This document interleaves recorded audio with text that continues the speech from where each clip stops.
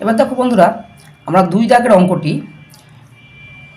যেটি রয়েছে 8x² + 7x = 0, এখানে আমাদের সমীকরণের 0 এবং -2 এই সংখ্যা দুটি দিয়ে কি আমরা বীজ পাবো সেটি আমাদেরকে বের করতে হবে। তাহলে আমরা প্রথমে কি লিখব, যে সমীকরণে এটি বাম পক্ষ এবং বাম পক্ষে আমরা একবার 0 বসিয়ে দেখব এবং -2 বসিয়ে একবার দেখব। তাহলে দেখা যাক, আমি প্রথমে লিখছি সমীকরণে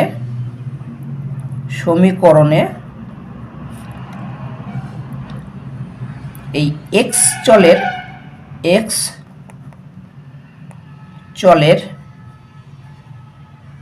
মান 0 বাম পক্ষে বসিয়ে পাই। তাহলে দেখো 8x² + 7x = 0। এবার আমি দেখো বন্ধুরা, 8 ইন্টু এই x এর মান কত ধরেছি এখানে 0, তাহলে 0 তার স্কোয়ার প্লাস 7 ইন্টু x এর মান 0 বসাবো সমান 0। তাহলে দেখো 8 ইন্টু 0 স্কোয়ার 0ই হবে আমাদের, প্লাস 7-এর সঙ্গে যদি 0 গুণ করি 0ই পাবো আমরা সমান 0। তাহলে দেখো 8-এর সঙ্গে যদি 0 এটিকে যদি গুণ করা যায় তাহলে কত পাবো আমরা 0 পাবো, প্লাস 0 সমান 0। তাহলে দেখো বন্ধুরা, এখানে বাম পক্ষে আমরা কি পেলাম 0 পেলাম। তাহলে এটিকে আমরা লিখতে পারি অতএব 0 সমান 0। সুতরাং এখানে আমরা দেখতে পাচ্ছি যে এটি অর্থাৎ 0 x চলের মান এর ক্ষেত্রে একটি সমীকরণের বীজ আমরা পাচ্ছি। এখানে লিখব যে 0 সমীকরণের প্রদত্ত বীজ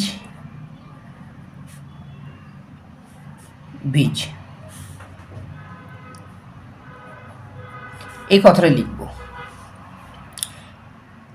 এবার দেখো বন্ধুরা, এই -2টিকে আমরা 0 বসিয়ে দেখো আমি সমীকরণের বীজ পাচ্ছি।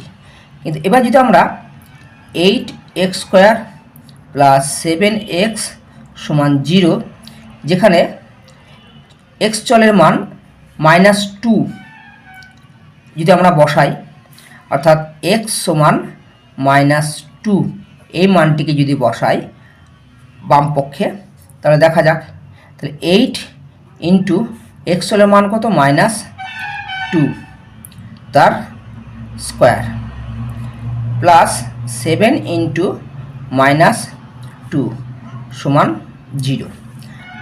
তাহলে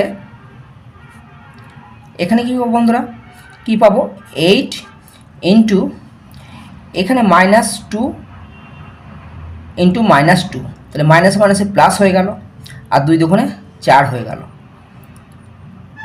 প্লাস এখানে দেখো 7 দুগুণে 14, কিন্তু এখানে প্লাসে মাইনাসে মাইনাস 7 দুগুণে 14 সমান 0, বা 4 8 32 -14 সমান 0, বা 32 থেকে 14 যদি বাদ দিই 18 পেলাম সমান 0। তাহলে বন্ধুরা, এখানে আমরা 18 ইকুয়াল কি 0 হচ্ছে আমাদের, এখানে আমরা 0 বাম পক্ষে পাচ্ছি না, তাহলে নট ইজিক্যাল টু আমি 0 লিখতে পারি।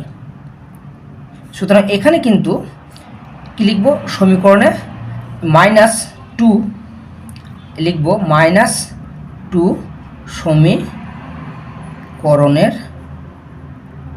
প্রদত্ত বীজ নয়।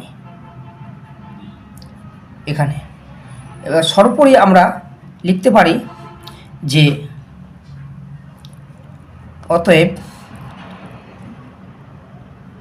0 ও -2 একসঙ্গে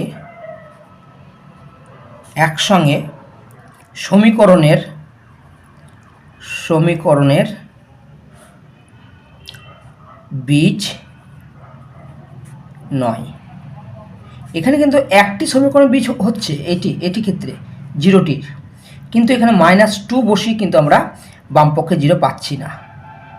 সুতরাং এটি আমরা লিখব যে 0 ও -2 একসঙ্গে সমীকরণের বীজ নয়।